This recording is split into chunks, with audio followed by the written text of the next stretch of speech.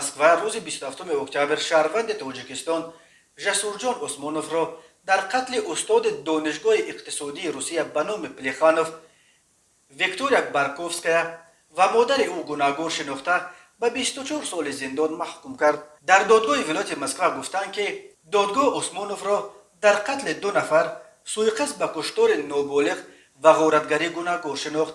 از 24 سال حکمش عثمانوف 5 سال اول را در محبس پوشیده و مهلت باقی مانده را در کلان نظام سنگین ادا خواهد کرد.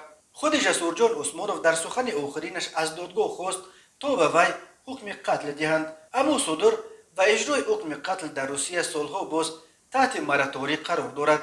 کشتار پرسر و صدای مادر و دختر در یکی از خانه ها در جمعیت باغداری در دهه کلوشنای نویه سولنشنیگورسک ولایت مسکو شب 7 نوامبر سال 2020 روی داد. عثمانوف به این زنها در ساختمان قبط سیوم خشتین در بالای 2 قبط چوبی خانهشان کمک میکرد.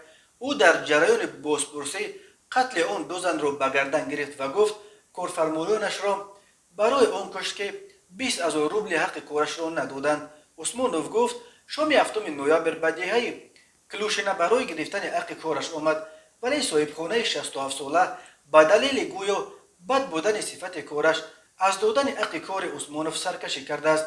عثمانوف به خشم آمده با کردی که از همان خانه پیدا کرد این زن سالخورده را کردبارو کرده است. صدای فریاد مادرش را شنیده دوسنت اکادمی اقتصادی به نام پلیخانوف ویکتوریا بارکوفسکایا دویده می آید و او هدف دوم می شود. قاتل دختر 6 ساله بارکوفسکایا را نیز چند کار می زند ولی او زنده ماند. بلافاصله انگشت اتهام به سوی جسورجان عثمانوف که در خانه بارکوفسکایا مردکاری میکرد بلند شد و او را شب 2 نوامبر از یک ساختمان در یکی از دهه‌های نویه دیمیترووی ولایت مسکو پیدا کردند. گفته میشد که جسورجان عثمانوف قبلا هم با جرم غارتگری محکوم به زندان شده بود. او به دوستانش گفته بود است که بعد گرفتن پول کارش به تاجیکستان برمیگردد، ولی ظاهرا اکنون بازگشت او 24 سال به تأخیر میافتد.